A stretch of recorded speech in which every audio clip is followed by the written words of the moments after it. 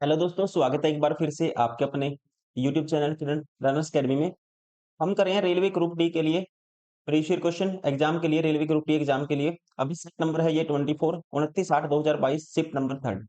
जो भी क्वेश्चन आए थे जनरल अवेयरनेस के सारे क्वेश्चन रहेंगे इस वीडियो में।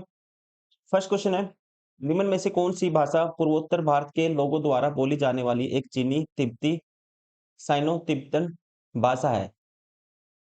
आप ध्यान रखेंगे, according to 92 constitution amendment 2023 Bodo language came into force in 2004। मतलब कि ये कब से लागू हुई थी? 2004 से। और इस लैंग्वेज का नाम क्या है? बोडो। राइट आंसर होगा ये लैंग्वेज है Bodo, option 3rd is correct. Question number 2, अप्रैल 2022 में किस राज्य केंद्र शासित प्रदेश में पहली खेलो इंडिया राष्ट्रीय रैंकिंग महिला तीरंदाजी प्रतियोगिता आयोजित की गई थी? अब आपके लिए इम्पोर्टेंट है दोस्तों, जो इम्पोर्टेंट करंट अफेयर है आपके लिए, ये नहीं होगा। ठीक है, ये तो इसका आंसर बता देता हूँ, झारखंड में हुई थी, लेकिन आपको याद रखना है 2025 का। 2025 पे 25 में खेलो इंडिया राष्ट्रीय रैंकिंग महिला तीरंदाजी प्रतियोगिता हुई है। ध्यान रखिए, 10 अप्रैल 2025 को गुजरात के बनासकांठा में। कहाँ पे है? ध्यान रखना है, गुजरात में। ये आपको ध्यान रखना है, क्वेश्चन बनेगा तो यहाँ से बनेगा। ये वाला क्वेश्चन नहीं पूछा जाएगा। करंट अफेयर हम रिलेटेड करके करंट अफेयर को कवर करते हैं। जो क्वेश्चन भी बन सकता है वो कवर करेंगे, ना कि पुराने वाला। ठीक है, जो पुराने वाले क्वेश्चन है, जो जनरल कोई योजना है, वो पुराने वाले करंट अफेयर बन जाते हैं। लेकिन ये क्वेश्चन इस टाइप का नहीं बनेगा कि ये जो प्रतियोगिता है, ये खेल है, कब आयोजित किया गया। ठीक है, ये ज्यादा पुराना क्वेश्चन नहीं बनेगा, ये करंट का 1-2 साल का ही बनेगा। तो आपको ध्यान रखना है 2025 का गुजरात। राइट आंसर होगा इसका according to given question number 2। ये 2022 में आयोजन हुआ था झारखंड में। क्वेश्चन नंबर 3, भारतीय संविधान में मौलिक अधिकारों को अनुच्छेद 12 से डैश तक वर्णित किया गया है। तो दोस्तों अनुच्छेद 12 से कहां तक वर्णित किया गया है? पार्ट 3 में 12 से 35 तक। राइट आंसर होगा ऑप्शन 4। क्वेश्चन नंबर 4,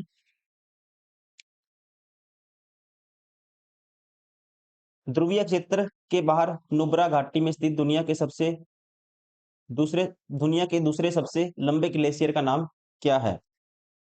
दूसरा है, आपको ध्यान रखना है, दूसरा है option second Siachen glacier. Siachen glacier. लेकिन पहला याद रखना आपको, अगर पहला पूछता है तो फिर है दोस्तों फेंडचेंको ग्लेशियर तजाकिस्तान। पहले नंबर पे कौन सा आएगा? फेंडचेंको। कहाँ पे? तजाकिस्तान। क्वेश्चन नंबर 5, हिंदू धर्म में इनमें से किस देवता को सृजनकर्ता माना जाता है? तो हिंदू धर्म में राइट आंसर होगा सृजनकर्ता। सृजनकर्ता माना जाता है, मतलब क्रिएटर, ब्रह्मा को। राइट आंसर होगा option 3rd। Question number 6, Indira Gandhi नहर भारत के किस राज्य संघ शासित प्रदेश में स्थित है? इंदिरा गांधी नहर है दोस्तों, आपको ध्यान रखना है, ये है Indira Gandhi canal. Right answer होगा option second Rajasthan.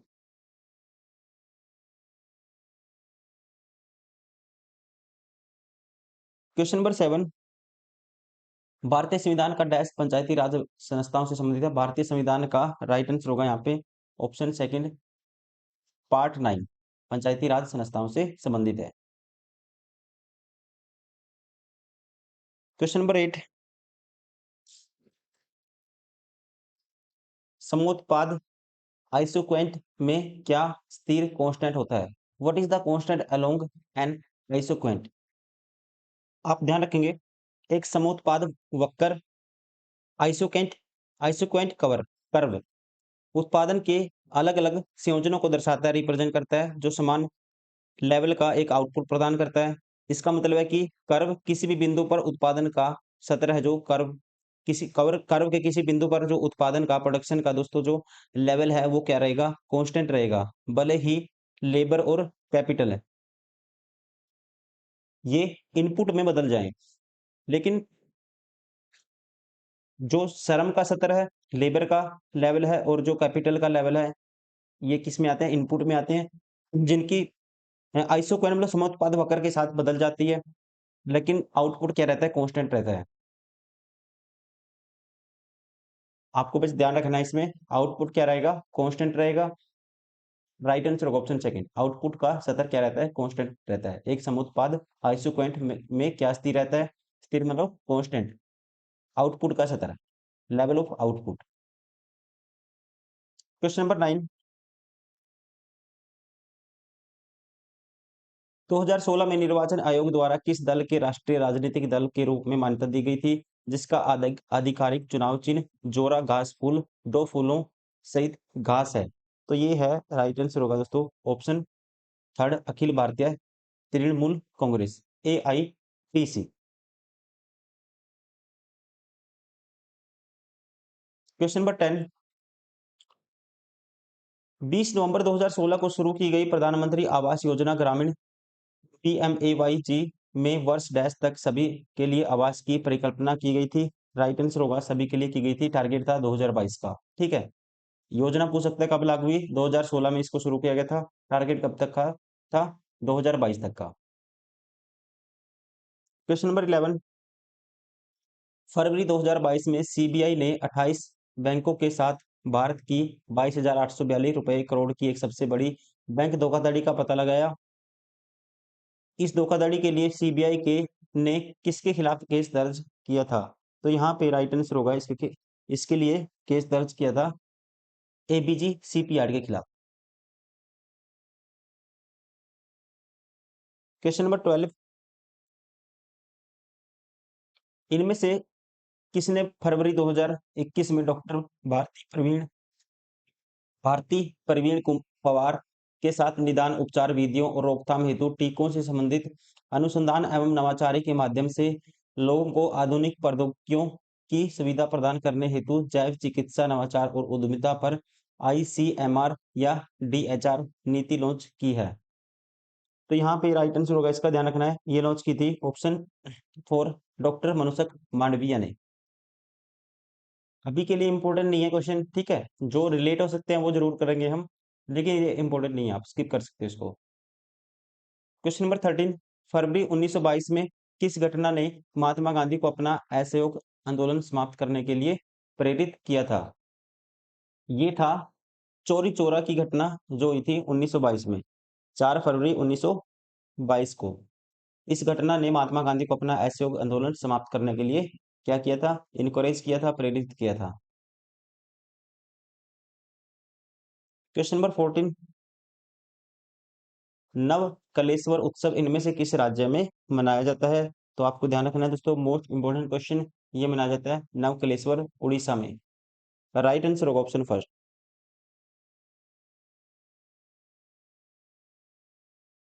Question number 15, Ganga की सहायक नदी को बिहार का शोक कहा जाता है?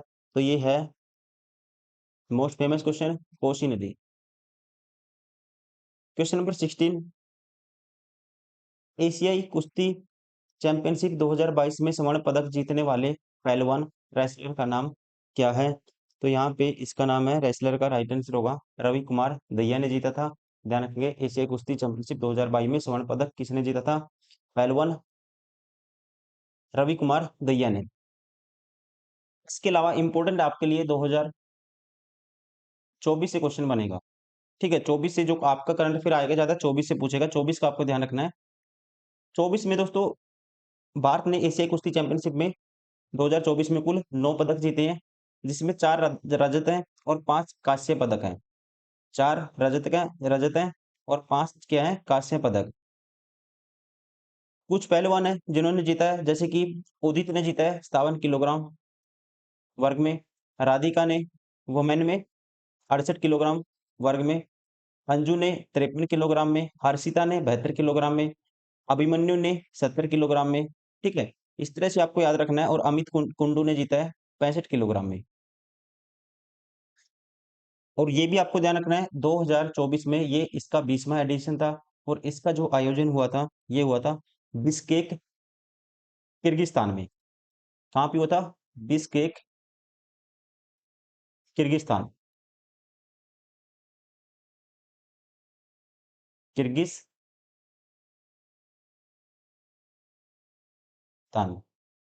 ये आप ध्यान रखिए। क्वेश्चन नंबर 17, निम्नलिखित में से कौन सी एकाधिकार बाजार की विशेषताएं हैं? किसी वस्तु का एक ही उत्पादक होता है, अपने आप में स्टेटमेंट ठीक है, ध्यान रखना आपको।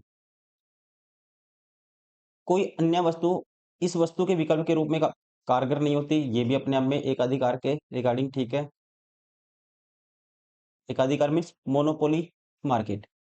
किसी अन्य फर्म को बाजार में प्रवेश करने और उसी वस्तु की बिक्री शुरू करने से रोकने के लिए कोई प्रतिबंध नहीं होता। ये दोस्तों गलत है। प्रतिबंध होता है, राइट आंसर होगा यहाँ पे ऑप्शन सेकंड। ठीक पूछा था कौन सा है, विशेषताएं कौन सी है, एक और दो। क्वेश्चन नंबर 18, निम्न में से कौन सा व्यय सर्जिकल वस्त्रों के उत्पादन में शामिल स्थिर लागत फिक्स्ड कॉस्ट का भाग है? निम्नलिखित में से निम्न में से कौन सा व्यय सर्जिकल वस्त्रों के उत्पादन में शामिल स्थिर लागत या फिक्स्ड कॉस्ट का क्या है, भाग है, पार्ट है? तो ये है राइट आंसर होगा इसका ऑप्शन 4, वर्कर्स सैलरी, श्रमिकों का वेतन। क्वेश्चन नंबर 19, कौन सी नदी प्रणाली एक सुदृश्य प्रपात पिक्चरस्क्यू गोर्ज बनाते हुए जम्मू और कश्मीर में भारतीय क्षेत्र में प्रवेश करती है? राइट आंसर होगा इसका ऑप्शन 4, सिंधु नदी प्रणाली। सिंधु नदी प्रणाली ध्यान रखेंगे एक सुदृश्य प्रपात बनाते हुए जम्मू और कश्मीर में भारतीय क्षेत्र में प्रवेश करती है।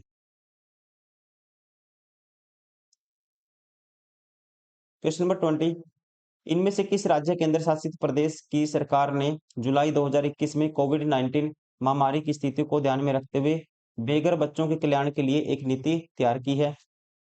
अभी इंपॉर्टेंट नहीं है, लेकिन आंसर बता देता हूँ, दिल्ली। जो इंपॉर्टेंट होगा, जिसके एस्पेक्ट बन सकते हैं आसपास के, वो करंट अफेयर हम जरूर डिस्कस करेंगे। ये क्वेश्चन नंबर 21 है अब। मार्च 2022 में केंद्रीय मंत्री नितिन गडकरी द्वारा शुभारंभ किए गए भारत के पहले green hydrogen fuel cell electrical vehicle FCEV का नाम क्या है? तो इसका नाम है दोस्तों, राइट आंसर होगा इसका नाम था option second, Toyota Mirai. Option second is correct.